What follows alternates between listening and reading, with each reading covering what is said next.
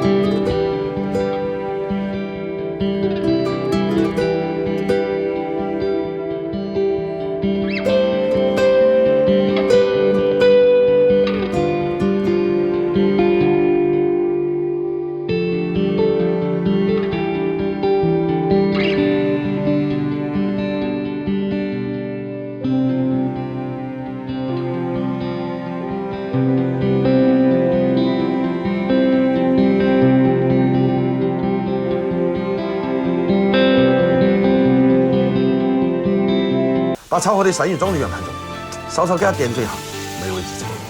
一道非常接地气的美食，口味鳝鱼，你学会了没有？